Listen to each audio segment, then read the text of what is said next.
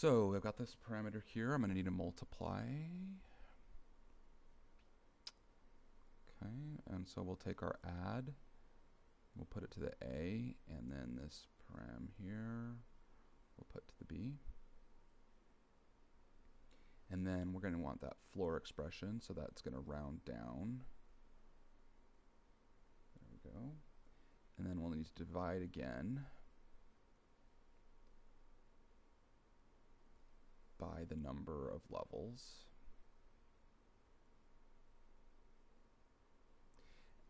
Oops.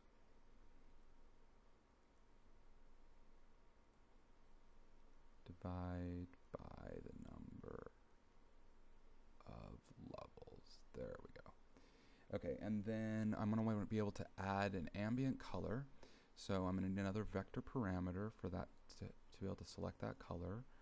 I'm going to give it a default value of 0.2, as dark red.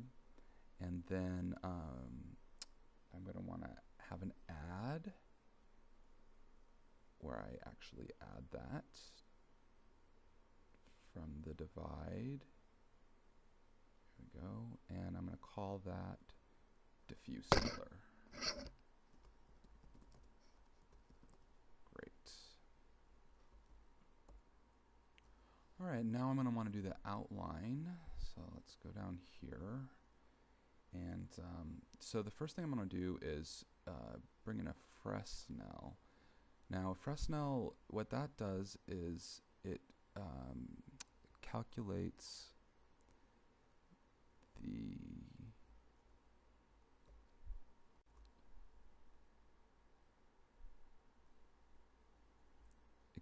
a value based on how the light is hitting the normal.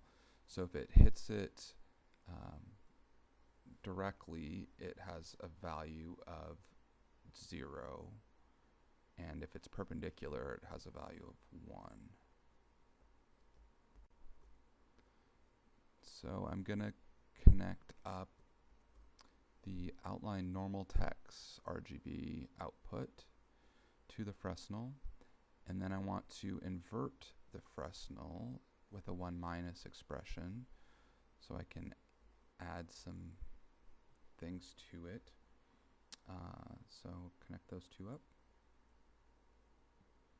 All right, and then the next thing I'm going to do is make the line width changeable. So I'll need a scalar parameter first. Okay. We're going to call this line width. I have a default value of 1. And then I actually want this number to change in larger steps. So I'm going to drag in a constant here of 5, and then a multiply to put those together.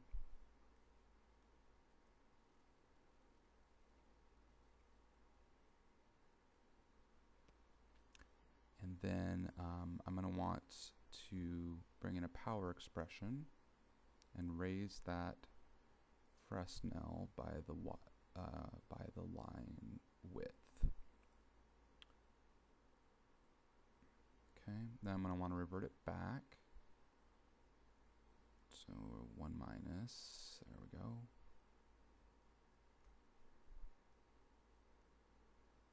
And then I'm going to want to add a color to it. So we'll need a vector parameter. And I'm just going to go ahead and leave that black.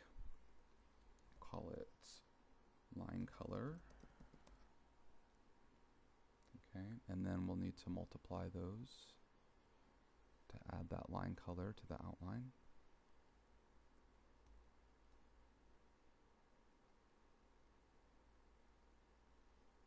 Well, let me zoom in a little bit here so you can see what I'm doing. The RGB out of the line color to the B. All right, and now we just have to finish it up. So I'm going to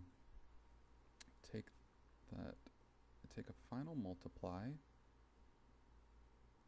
there and drag this add to my A, and then actually want the line width power. Let me move in that one to go to the B. Then I want one more add. Put the multiply to the A. And then this multiply to the B. And then the final add to the custom lighting. Move in here to the custom lighting. There we go. And we're done. So just to give you a little preview here, this is what it will look like with the default normal and with the reds on the diffused ambient and spec. And it's kind of hard to see, but you'll see it more clearly when you're in an editor, the outline in black. And I'll just quickly give you a little, let me save this.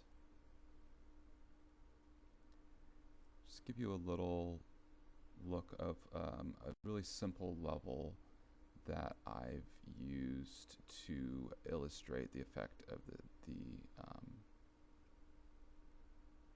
cell shader. So here's a little toad on a well and some grass that I've applied the cell shader to make this cool hand-drawn kind of look, and you can see how it changes, and